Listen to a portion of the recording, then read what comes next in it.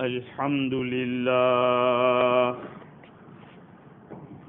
الحمد لله وحده والصلاة والسلام على من لا نبي بعده أما بعد فأعوذ بالله من الشيطان الرجيم بسم الله الرحمن الرحيم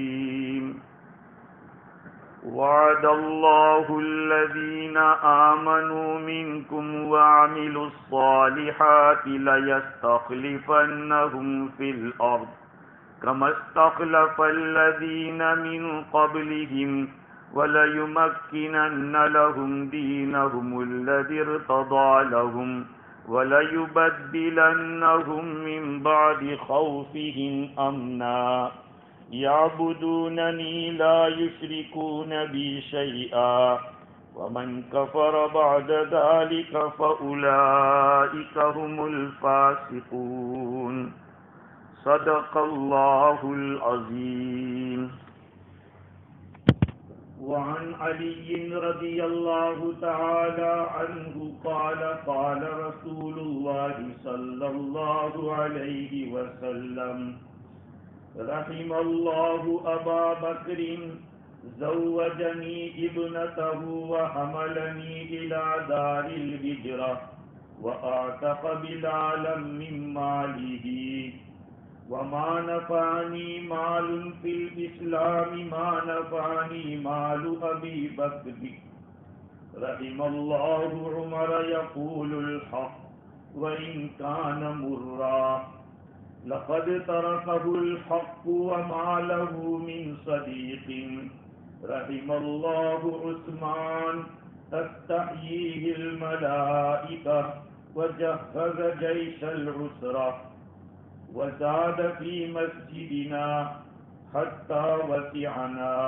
رحم الله عليا اللهم أدر الحق معه حيث دار او كما قال علیہ الصلاۃ والسلام. بزرگوں، پیارے بھائیوں، گزشتہ جمعہ حضرات کی خدمت میں مکانت الصحابہ، صحابہ کرام رضوان اللہ علیہم اجمعین کا کیا مقام ہے، اس کے متعلق کچھ باتیں عرض کی تھی. باقی مضمون بڑا طویل الذیل ہے، بہت لمبا مضمون ہے کہ برس ہا برس تک اس مضمون کے اوپر کلام کیا جاوے تو بلا مبالغہ اور بلا کسی دعوے کے کہہ سکتا ہوں کہ اس میں برس ہا برس گزر سکتے. صحابہ کرام کی زندگی، ان کی قربانیاں، ان کے جذبات اور ان لوگوں کی کامیابیاں آپ لوگوں کے سامنے پیش کی جائے تو سال ہر سال چاہیے. خیر، انہی صحابہ کرام کے اندر ایک جماعت جن کو خلفائے راشدین کہتے ہیں، انہی کے متعلق کچھ باتیں عرض کرتا ہوں، جن سے مراد حضرت عبداللہ بن عثمان ابن عامر القرشی یعنی صدیق اکبر رضی اللہ تعالی. دوسرے نمبر پہ عمر ابن ابو حفص عمر ابن خطاب رضی اللہ تعالی. تیسرے نمبر پہ عثمان ابن عفان رضی اللہ تعالی. اور چوتھے نمبر پہ علی ابن ابی طالب رضی اللہ تعالی. یہ چار حضرات کی جو خلافت کا زمانہ رہا ان کو خلافت راشدہ کہتے. حضور اکرم صلی اللہ علیہ وسلم نے اپنی حیات طیبہ کے اندر یہ بات فرما دی تھی کہ خلافت میرے بعد 30 سال تک رہی. حضرت سفینہ رضی اللہ تعالی عنہ کی روایت ہے جس کو مسند احمد، ترمذی، ابو یعلا ایسی کتابوں کے اندر نقل کیا. فرماتے ہیں کہ اللہ کے رسول صلی اللہ علیہ وسلم نے ارشاد فرمایا الخلافت بعدی فی امتی 30 سنۃ ثم ملک بعد ذلک، میری امت میں میرے بعد خلافت 30 سال تک رہے گی۔ خلافت کے معنی کسی کے قائم مقام ہونا، جیسے کہ کہا کہ بھئی یہ میرا آسستن ہے، میں نے اس کو اپنی جگہ پہ رکھا ہے، نبوت کا سلسلہ ختم، حضور اکرم صلی اللہ علیہ وسلم کے بعد کسی بھی قسم کا کوئی نبی نہیں آ سکتا۔ ہاں، اب یہ سکہ رائج الوقت ہے، نبوت محمدی صلی اللہ علیہ وسلم، یہ ایسا سکہ ہے کہ قیامت تک چلے گا۔ اس دور میں کوئی اور سکہ چلنے والا نہیں، کیونکہ seal of the prophethood ہمارے نبی صلی اللہ علیہ وسلم ہیں، اس لیے کسی قسم کے اور نبی کا خیال کرنا بیکار۔ البتہ حضور صلی اللہ علیہ وسلم فرماتے کہ میرے بعد خلافت رہے گی 30 سال تک، اور اس کے بعد بادشاہت چلے گی۔ ہاں، اب وہ 30 سال کیسے ہو جاتے ہیں؟ مشکات شریف کے اندر ابو داؤد شریف اور مسند احمد و ترمذی کے حوالے سے حضرت سفینہ فرماتے ہیں کہ خلافت ابی بکر سنت ہے، مکمل جو سال ہوتے ہیں وہ لیتے ہیں، اور کچھ مہینے ہوتے ہیں اس کو کٹ کر دیتے ہیں۔ تو صدیق اکبر رضی اللہ عنہ کی خلافت کا زمانہ 2 سال، وخلافت عمر 10، حضرت عمر رضی اللہ تعالیٰ عنہ کی خلافت 10-12 سال، اور وہ عثمان 12، حضرت عثمان رضی اللہ تعالیٰ عنہ کی 12 سال، اور وہ علی 6، حضرت علی رضی اللہ تعالیٰ عنہ کی 6 سال۔ یہ کل ملا کر 30 سال ہو جاتے ہیں۔ تو اللہ کے نبی کا یہ ارشاد کہ میرے بعد خلافت 30 سال رہے گی، اس کا یہ مطلب کہ یہ جو 4 خلفاء تھے وہ حق تھے۔ میں بتاؤں گا آپ کو روایت کی روشنی میں کہ یہ 4 خلفاء اپنی جگہ حق، اور انہوں نے صحیح طریقے سے خلافت کو انجام دیا۔ اللہ تعالیٰ کا قرآن مجید میں وعدہ ہے کہ میں خلیفہ بناؤں گا۔ حضرت آدم علیہ السلام کو پیدا کرنے سے پہلے ہی اللہ تعالیٰ نے بتلا دیا تھا، وَإِذْ قَالَ رَبُّكَ لِلْمَلَائِكَةِ إِنِّي جَاعِلٌ فِي الْأَرْضِ خَلِيفَةً۔ اس وقت کو یاد کرو جبکہ تیرے رب نے یہ فرمایا کہ میں زمین کے اندر اپنا ایک نائب بنانے والا۔ آدم علیہ السلام کو پیدا کیا، انی جاعلک للناس اماما۔ حضرت ابراہیم علیہ السلام کے بارے میں اللہ تعالیٰ نے فرمایا کہ میں تمہیں امام بنانے والا۔ امام ہوتا ہے اس کے پیچھے لوگ چلتے ہیں، تو ابراہیم علیہ السلام کو فرمایا کہ میں تمہیں امام بناؤں گا۔ اور میں نے جس آیت کو خطبے میں پڑھا اس میں اللہ رب العزت نے خلافت دینے کا وعدہ کیا ہے۔ کن کو؟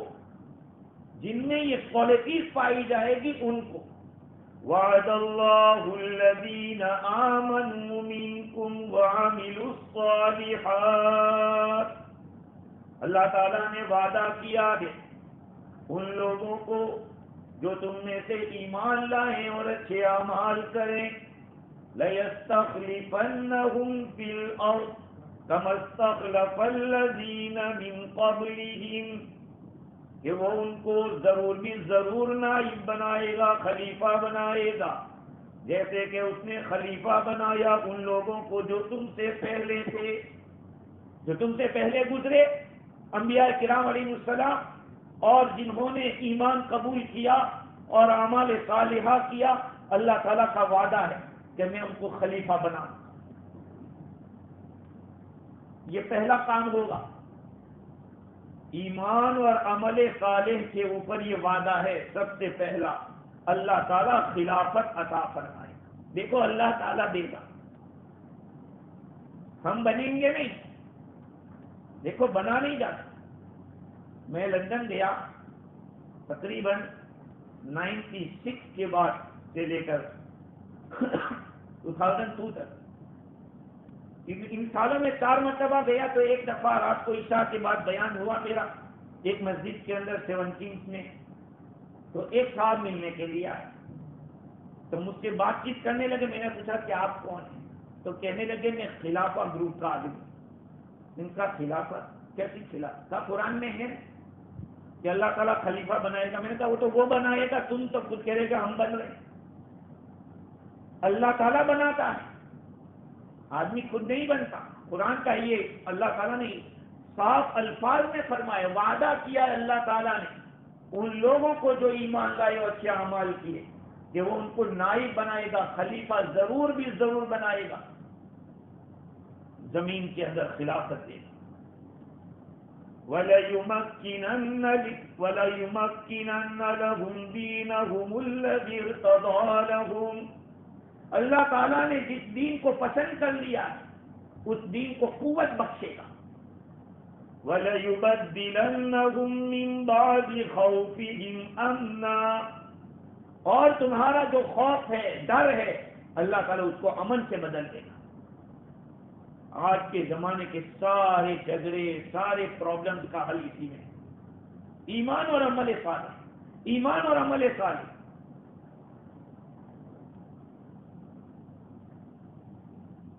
زمانے کا بادشاہ ہو یا پرائم منسٹر ہو, کوئی بھی ہو, اگر ایمان ہے اور عمل صالح ہے اللہ تعالیٰ قوت دے گا اس کو. ہاں, اور جس دین کو جس کو اللہ نے پسند کیا ہے دین اسلام, اللہ اس کو تقویت دے گا, اس کو قوت بخشے گا, مضبوطی کر دے گا اللہ تعالیٰ. اور جو ڈر ہے اس ڈر کو اللہ تعالیٰ امن سے بدل دے گا. آج دنیا کا ہر انسان ہراساں ہے, ڈر رہا ہے, پتہ نہیں کیا ہوگا.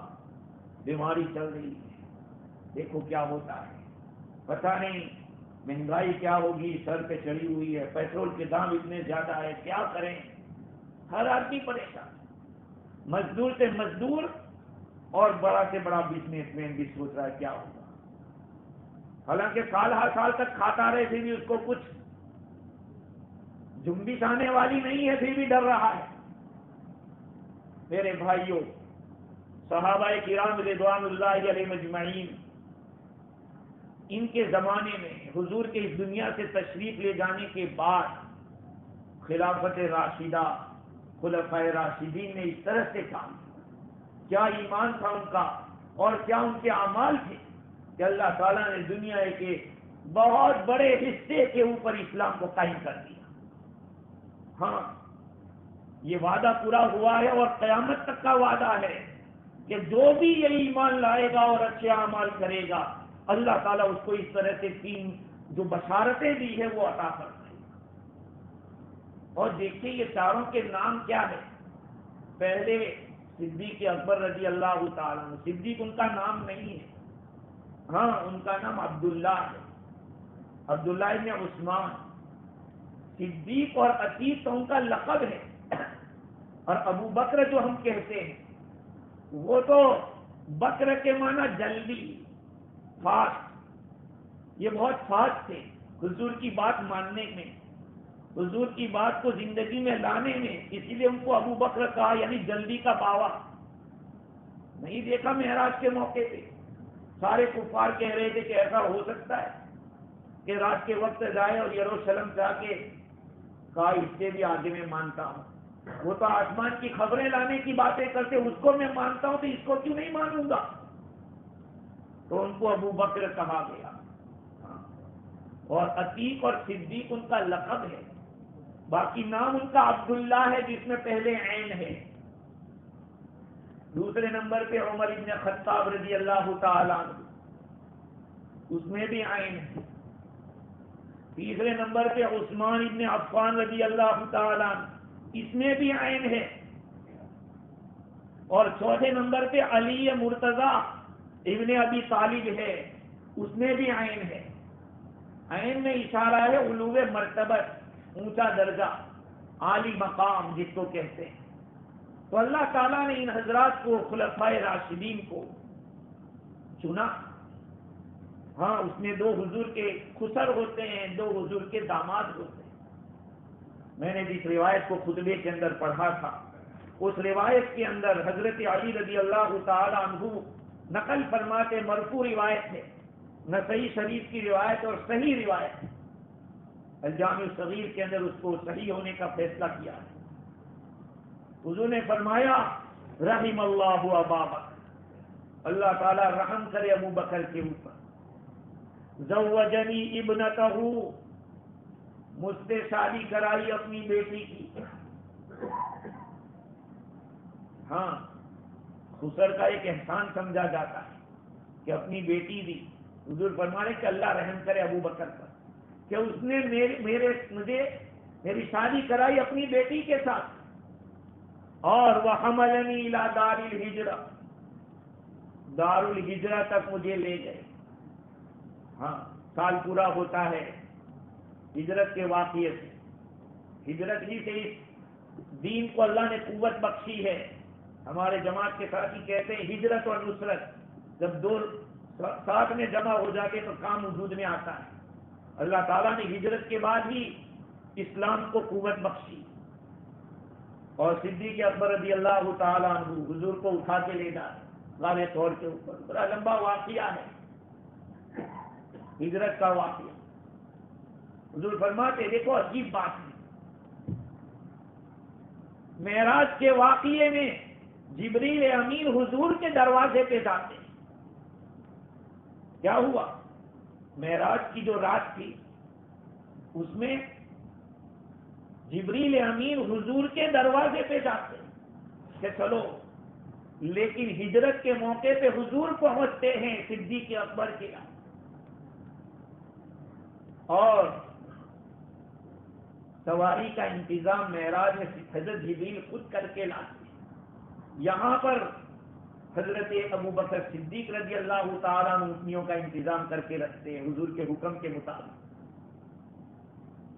بڑی باتیں ہیں اس میں میرے بھائیوں، بہت سارے نقطے ہیں، بہت ساری گہرائیاں ہیں. شیعہ لوگ صدیق اکبر کو صحابی ماننے کے لیے تیار نہیں، منحوس ہیں وہ.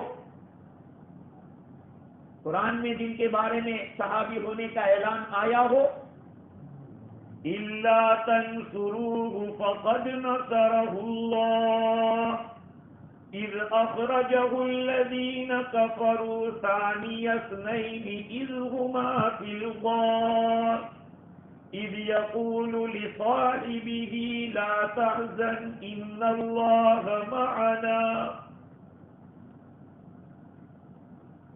إِلَّا تَنْصُرُوهُ، یاد رکھو اگر نبی کی مدد تم لوگوں نے نہیں کی اللہ ان کی مدد کر چکا ہے. جب کافروں نے مکہ سے حضور کو نکالا، جس میں حضور دومے کے دوسرے تھے، اس وقت اپنے ساتھی سے لصاحبہ اپنے ساتھی سے فرما رہے تھے حضور صلی اللہ علیہ وسلم لا تحزن ان اللہ معنا، غم مت کر رب ہمارے ساتھ. حضور صلی اللہ علیہ وسلم کے بارے میں کہ آپ کے ساتھ غار ثور میں کون تھا، اس بارے میں تمام لوگ متفق ہیں کہ صدیق اکبر تھے. ان کو اللہ تعالیٰ نے قرآن میں صاحب کہا ہے، صحابی کہا ہے، ساتھی کہا ہے. اب اگر شیعہ کہہ رہے ہیں کہ وہ صحابی نہیں تو ظاہری بات ہے اپنے ایمان کی خیر منانی چاہیے ان کو. قرآن کہہ رہا ہے کہ وہ اللہ کے نبی کے ساتھی. تو اللہ تعالیٰ نے حضور کے لیے ان 4 حضرات کو منتخب کیا، جس میں صدیق اکبر نے حضور صلی اللہ علیہ وسلم کے ساتھ وہ سلوک کیے کہ اللہ کے نبی فرماتے کہ اللہ تعالیٰ رحم کرے ابو بکر پر کہ جنہوں نے مجھ سے اپنی بیٹی کی شادی کرائی اور مجھے دار الہجرت تک لے کر گئے. وَآتَقَ بِلَالًا مِّن مَّالِهِ، حضرت بلال رضی اللہ تعالی عنہ کو اپنے مال سے آزاد کیا. یہ قربانیاں ہوتی ہے، اپنا فائدہ نہیں. حضرت بلال نے کہا کہ آپ نے اپنے لیے مجھے خریدا ہے، کہا نہیں، میں نے اللہ کے لیے آزاد جاؤ اپنا کام کرو. اس کو کہتے ہیں قربانیاں. یہ کہ جیب میں سے پیسے نکال کر حضرت بلال کو خرید رہے اور خرید کے اللہ کے لیے آزاد کر رہے. حضور اس کو احسان بتلا رہے ہیں کہ صدیق اکبر نے اتنا بڑا کام کیا کہ بلال کو خریدا اور آزاد کر دیا. وما نفعنی مال فی الاسلام ما نفعنی مال ابی بکر. مجھے اسلام میں کسی کے مال نے نفع نہیں پہنچایا جو نفع صدیق اکبر کے مال نے پہنچایا، ابو بکر کے مال نے پہنچایا. یہ تو حضرت ابو بکر رضی اللہ عنہ کی بات ہوئی، پہلے نمبر پہ ہے وہ. رحم اللہ عمر، اللہ تعالیٰ رحم کرے عمر کے اوپر. یقول الحق وان کان مرا، وہ حق بولتا ہے اگرچہ کروا ہو. حضرت عمر رضی اللہ تعالیٰ عنہ حق بولتے ہیں. لیکن اتنی بات یاد رکھ، ان لوگوں کی یہ صفات تھی کہ اگر اپنی غلطی سامنے آ جاتی تو فوراً جھک جاتی. روایات میں ایک عورت بھی حضرت عمر رضی اللہ تعالیٰ عنہ کو کریکٹ کر سکتی تھی، کہہ سکتی تھی کہ عمر یہ غلطی ہے، صحیح ہے. صحابہ کرام رضوان اللہ علیہ مجمعین کسی سے ڈرتے نہیں تھے. آج ہمارا حال یہ ہے امت کا کہ مسلمانوں سے بھی بات کرو اور وہ بھی ڈر کے کرو کہ تم کو برا نہ لگ جاؤ. تو یہ منبر رسول ہے، یہاں پر ایسی الٹی سلٹی نہیں چلے گی، یہاں تو جو صحیح ہے وہی چلے گا. بعض لوگ یہ چاہتے کہ ہمیں جو پسند ہے وہ بولو یا ہمیں جو معلوم ہے وہ بولو. تو پھر ترقی کیسے ہوگی علم کی؟ اصلاح کیسے ہوگی؟ حضرت عمر رضی اللہ تعالیٰ عنہ کے بارے میں حضور فرماتے ہیں کہ رحم اللہ عمر یقول الحق وان کان مرا. اللہ تعالیٰ رحم کرے عمر پر کہ وہ تو حق بولتا ہے اگرچہ کڑوا کیوں نہ ہو. اور آگے کیا فرمایا؟ لقد ترکہ وما له من صدیق. حق نے تو اس کو ایسے چھوڑا ہے کہ اس کا کوئی دوست نہیں. حضرت عمر رضی اللہ تعالیٰ عنہ حق بولتے تھے، اتنا حق بولتے تھے کہ اس حق نے ان کا کوئی دوست نہیں چھوڑا. آج کی دنیا میں وہ تو خیر القرون تھا میرے بھائیوں، بہترین زمانہ، سورن یگ جس کو کہا جائے. حضور نے فرمایا خیر القرون قرنی ثم الذین یلونہم ثم الذین یلونہم. سب سے بہترین زمانہ میرا ہے حضور فرمائے، اس کے بعد وہ جو اس سے ملا ہوا ہے، اس کے بعد وہ جو اس سے ملا ہوا ہے. تو صحابہ کرام کا زمانہ خیر القرون. آج 15ویں صدی کے اندر میرے بھائیوں بہت زیادہ ضرورت ہے صحیح علم حاصل کرنے کی، اس لیے کہ تاریخ اور تاریخ کے ساتھ ساتھ دین کے مسائل کو اس طرح سے موڑ کر مروڑ کر پیش کیا جا رہا ہے کہ ریالٹی سے اگنور کرایا جا رہا ہے، چھپایا جا رہا ہے ریالٹی کو. اس لیے ہر مسلمان کو جاننا چاہیے، ریالٹی تک پہنچنے کی کوشش کرنا چاہیے. جیسے کل ہمارے مولانا صاحب کہہ رہے تھے کہ ہر ایک کو علم حاصل کرنا فرض ہے. ہاں وہ تو حدیث ہے، طلب العلم فریضۃ علی کل مسلم و مسلمہ. ہر مسلمان مرد اور عورت پر علم کا حاصل کرنا فرض ہے، اور وہ علم حال ہے. علم حال کا مطلب یہ ہے کہ آپ حلال حرام جائز ناجائز ان چیزوں کو پہچان سکیں. خیر تو حضور نے فرمایا کہ عمر وہ تو حق نے اس کے لیے کوئی دوست نہیں چھوڑا. حضرت عمر رضی اللہ تعالیٰ کے لیے کوئی دوست نہیں. آگے حضور فرماتے ہیں رحم اللہ عثمان تستحییہ الملائکہ. اللہ تعالیٰ عثمان پہ رحم فرماوے، فرشتے اس سے شرم کرتے ہیں. وجہز جیش العسرہ، اور جیش عسرہ کے اندر انہوں نے تیاری کی، لشکر کو تیار کیا. ہر وقت مرتبہ ان کی قربانی رہی، مدینہ والوں کے لیے پانی کا انتظام. اور جب کبھی اللہ کے نبی کی طرف سے اعلان ہوا یہ پہلے کھڑے دیا، خوب مال دیا اللہ کے راستے. وزاد فی مسجدنا حتی وسعنا، اور انہوں نے ہماری مسجد کے اندر اضافہ کیا یہاں تک کہ وہ ہمیں کافی ہو گئے. رحم اللہ علی، اللہ تعالیٰ علی پر رحم فرماوے. اللہم ارر الحق معہ حیث دار. اے اللہ علی کے ساتھ تو حق کو کر دے، جہاں بھی علی جائے وہاں حق. میں ایک قصہ سناتا رہتا. اور وہ قصہ ایسا ہے کہ برجستہ جب سنتا ہے آدمی حیران رہ جاتا ہے کہ کیسا اللہ تعالیٰ نے ان لوگوں کو انصاف دیا. دو دوست سفر میں جا رہے تھے. اصل تو اتفاقی طور پر وہ دونوں جمع ہو گئے. جا رہے تھے، راستے میں تیسرا آدمی مل گیا. جو پہلے دو تھے اس میں سے ایک کے پاس زیادہ سفر کے طور پر 5 روٹیاں تھیں. ایک کے پاس 5 روٹیاں، اور جو دوسرا تھا اس کے پاس 3 روٹیاں. آگے چلے، راستے میں بیٹھے کھانے کے لیے. تو تیسرے کو بھی کہا کہ بھائی تو بھی شریک ہو جا. اور میرے پاس کچھ نہیں، کہا رہے چل بیٹھا کھا لے. جب کھانا کھایا تو 8 روٹی ختم کر دی تینوں نے مل کے. جاتے جاتے اس تیسرے آدمی نے 8 درہم دیے کہ لو یہ. جس کی 5 روٹیاں تھی اس نے کہا کہ دیکھ میری 5 روٹی تھی، مجھے 5 دے دے، 5 درہم. تو 3 لے لے. کہا نہیں، انصاف، تیری 4 میرے 4، انصاف ہونا چاہیے. کہا نہیں، میں جو کہہ رہا ہوں وہ صحیح کہتا نہیں. کہا چلو حضرت علی رضی اللہ تعالیٰ عنہ کے پاس. حضرت علی رضی اللہ تعالیٰ عنہ کے پاس گئے. کہا کہ آپ انصاف کیجیے، یہ کہہ رہا ہے کہ انصاف سے مجھے 4 اور تجھے 4 ملنی چاہیے. کہا کہ انصاف سے اس کو 1 ملے گی تو اس کو 7 ملے گی. 5 والے کو فرمایا کہ تجھے تو 1 ہی درہم ملے گا، اس کو 7 درہم ملے گا. کہا کیسے انصاف اس طرح کہا. کہا کہ سنو، روٹی کتنی تھی؟ کہا 8. کھانے والے کا 3، اور کس نے کس روٹی میں سے کتنا کھایا کچھ طے نہیں ہے، پتہ نہیں ہے. کہا ایک ہی بات ہے. کہا ایک کام کرو، ہر روٹی میں سے تینوں نے کھایا تو 8 روٹی کے ٹکڑے کتنے ہوئے؟ 24 ہو گئے. کتنے؟ 24 ہو گئے. آج تو نے کھایا، آج اس نے کھایا، آج اس نے کھایا، برابر. کہا تمہاری 3 روٹی تھی، 3 روٹی کے 9 ٹکڑے ہوئے تھے، اس میں سے آپ 8 کھا چکے. آپ کا تو 1 ہی ٹکڑا اس نے کھایا ہے. ان کی 5 روٹیاں تھی اور 5 کے 15 ہوتے ہیں، 15 میں سے 8 اس نے کھائی اور 7 ٹکڑے اس نے کھائے. لہذا اس کو 7 ملنے چاہے، تجھے 1 درہم ملا. یہ ہے انصاف. اب سوچئے، آدمی دماغ چکرا جاوے اس کو سوچنے کے اندر کہ یہ کیسے ہو سکتا. حضرت علی رضی اللہ تعالیٰ عنہ نے ایسا فیصلہ. تو اللہ تعالیٰ نے ان لوگوں کو، دیکھو حضور کی دعا کہ اللہم ادر الحق حیث دار، یہ اللہ تو حق کو اس کے ساتھ گھما جہاں وہ جاوے، جہاں علی جاوے. اب سوچئے، میں نے پہلے بھی کہا کہ حضرت معاویہ رضی اللہ تعالیٰ عنہ بڑے ہوشیار، لیکن کبھی مسئلے کی ضرورت ہوتی تو حضرت علی رضی اللہ تعالیٰ عنہ کے پاس پوچھتے. ان لوگوں کے آپس کے تعلقات ایسے تھے.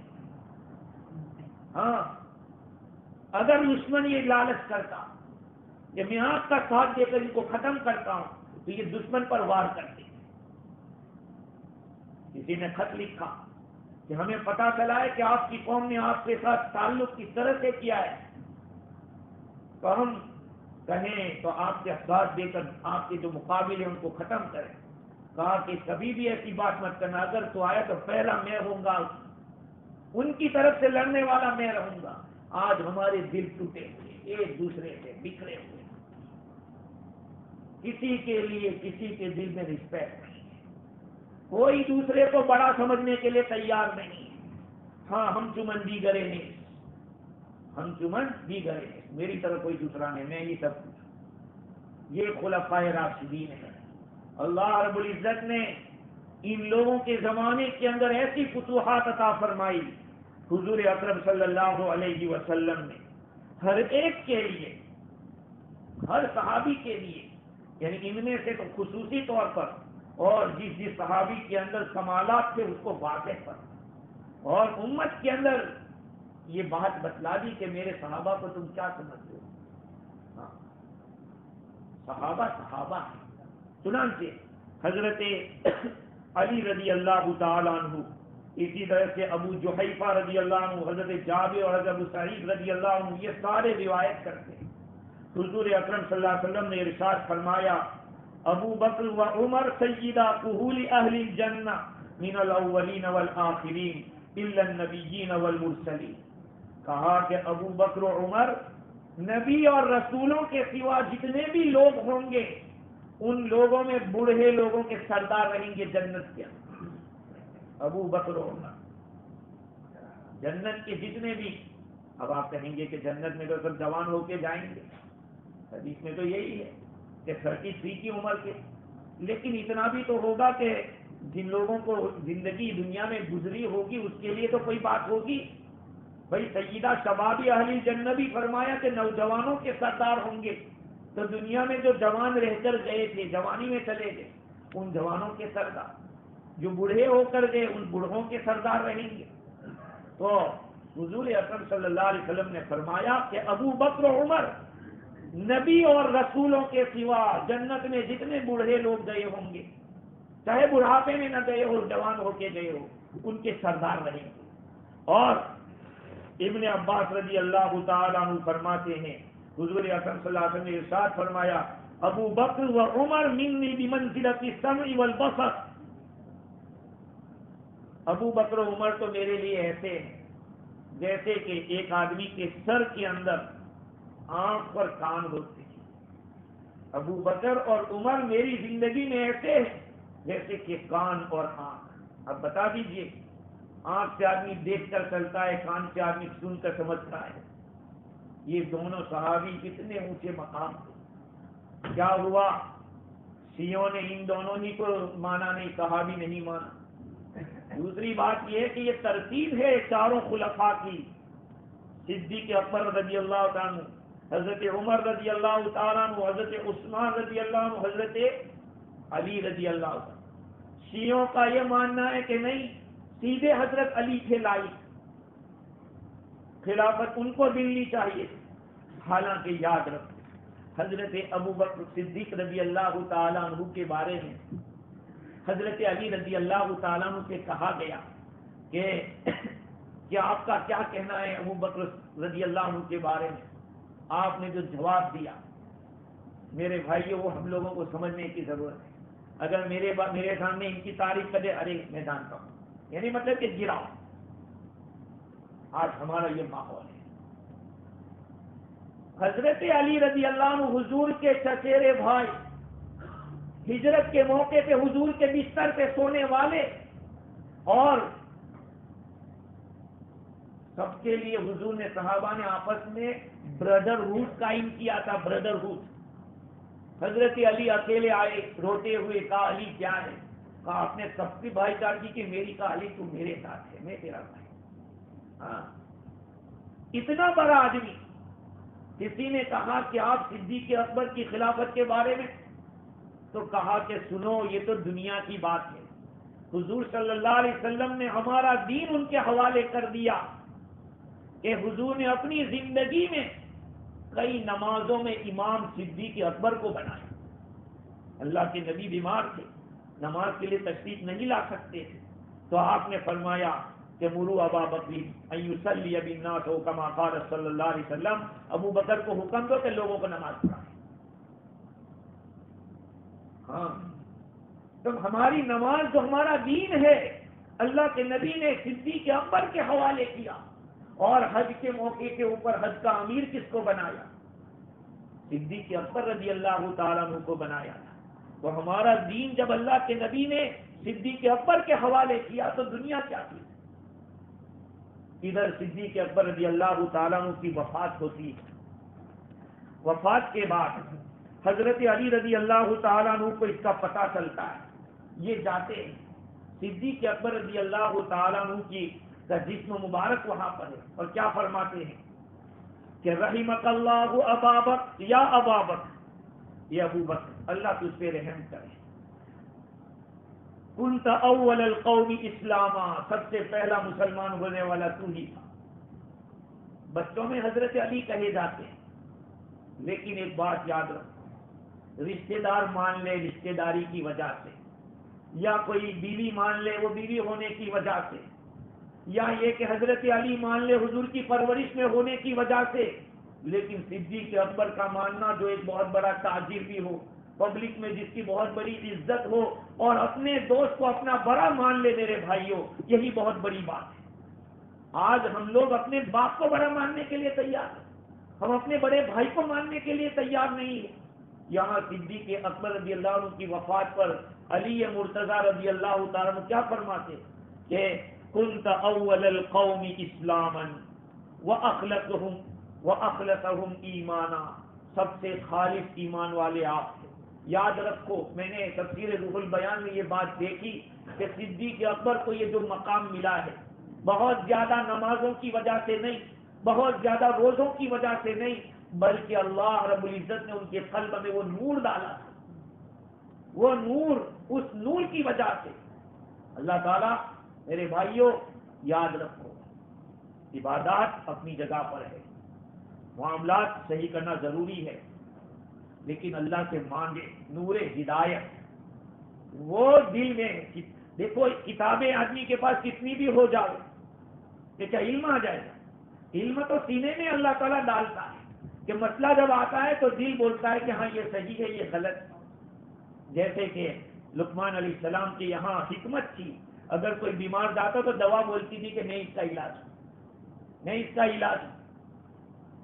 تو علم میں بھی ایسی چیز ہے کہ اللہ تعالیٰ نے صدیق اکبر رضی اللہ عنہ کے دل میں وہ بات ڈالی تھی، اللہ تعالیٰ نے ان کو وہ مقام دیا۔ آگے فرماتے ہیں حضرت علی، وَأَشَدُّهُمْ يَقِينًا، آپ سب میں زیادہ یقین والے۔ کتنے بڑے یقین والے! ادھر حضور کا وصال ہوا ہے، ادھر کتنے لوگ مرتد ہو گئے ہیں، اور صدیق اکبر فرماتے ہیں کہ اگر حضور کے زمانے میں جو زکوٰۃ کے لیے رسی دیتا تھا، آج اگر وہ رسی بھی نہیں دے گا تو میں اس سے فائٹ کروں گا، اس کے ساتھ میں لڑائی کروں گا۔ ہاں، یہ دل گردے کی بات ہے۔ عمر فاروق جیسے کہہ رہے ہیں رضی اللہ تعالیٰ عنہ کہ ابو بکر آپ کس سے لڑ رہے ہیں؟ یہ کلمہ پر آپ کلمے والے ہیں، لیکن جیسے نماز فرض ہے زکوٰۃ بھی فرض ہے، اگر وہ نماز نہیں پڑھتے تو ان سے فائٹ کی جاتی، اگر زکوٰۃ نہیں دیں گے تو میں فائٹ کروں۔ یہ ہیں اشدہم یقینا، بہت مضبوط یقین والے۔ وَأَخْوَفَهُمْ لِلَّهِ، آپ تو اللہ سے بہت زیادہ ڈرنے والے ہیں۔ حضرت علی تعریف کر رہے ہیں۔ آج کی دنیا کے اندر کوئی پولیٹیشین بتاوے کسی پولیٹیشین کے بارے میں ہیں، کیونکہ وہاں پولیٹکس ہی ہوتی ہے، یہاں دین ہی دین تھا، یہاں دینداری ہی دینداری تھی، کیونکہ تربیت یافتہ تھے حضور کے۔ حضور کی ایک نظر جس کے اوپر پڑ گئی، ایمان والا ہے وہ بن گیا، اس کا کام بن گیا۔ تو صدیق اکبر رضی اللہ عنہ کے لیے کہا کہ وَأَعْظَمُهُمْ قَدْرًا، آپ تو بہت زیادہ عزت والے، وَأَفْضَلُهُمْ مَنْقَبَةً وَصَحْبَةً، اور سب سے زیادہ صفات والے، حضور کی صحبت والے، وَأَشْرَفُهُمْ مَنْزِلَةً وَأَشْبَهُهُمْ بِهِ صلی اللہ علیہ وسلم سمتا وہدیا، حضور کے بالکل مشابہ تھے آپ کی صفات، آپ کا طریقہ۔ كنت بالمؤمنین ابا الرحیما، ایمان والوں کے ساتھ آپ ایک مشفق باپ کی طرح تھے۔ صدیق اکبر کے بارے میں حضرت علی فرما رہے اذ صاروا لك عیالا فسبقت والله سبقا بعیدا واتعبت من بعدك اتعابا شدیدا وفزت بالجنہ، کہا کہ آپ تو کیا تھکے اور کیا محنت کی، صدیق اکبر کو کہہ رہے ہیں۔ حضرت علی رضی اللہ تعالی عنہ کے بارے میں شیعہ جو مانتے ہیں کہ یہی پہلے خلیفہ ہونے چاہیے، یہ ساری باتیں کیا بتا کہ خود حضرت علی مان رہے ہیں کہ خلافت کے لائق تو آپ ہی ہیں اور کوئی نہیں۔ اور کتنی بڑی قربانی، دو باتیں بتا کر ختم کرتا ہوں، ان حضرات کی کیسی قربانی۔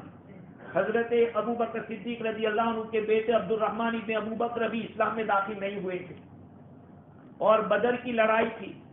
بدر کی لڑائی میں ایک طرف باپ ہے ایک طرف بیٹا ہے۔ لڑائی ختم ہونے کے بعد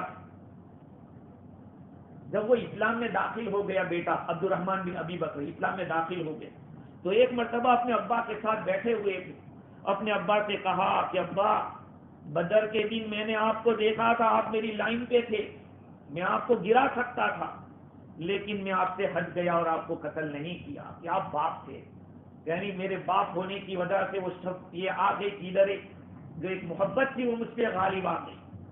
ابو بکر رضی اللہ عنہ کیا فرمایا؟ لَكِنَّكَ لَوْ كُنْتَ هَدَفًا لِّي لَمْ أَنْصَرِفْ عَنْكَ وَلَقَتَلْتُكَ، کہا کہ بیٹے اگر تو میرے نشانے پہ ہوتا اور سامنے ہوتا میں نہیں ہٹتا، میں تجھے قتل کرتا۔ اس کو اپنے بیٹے کو، سگے بیٹے کو کہہ رہے ہیں۔ خلفائے راشدین کا یہ مقام ہے، ان لوگوں نے اللہ کے خاطر ہر قسم کی قربانی۔ حضرت عمر رضی اللہ تعالیٰ عنہ فرماتے ہیں کہ ایک مرتبہ وہ بیٹھے ہوئے تھے کسی دیوار کے یا کسی باغ کے نیچے، وہاں سے شہید ابن عاص گزرتے رضی اللہ تعالیٰ، حضرت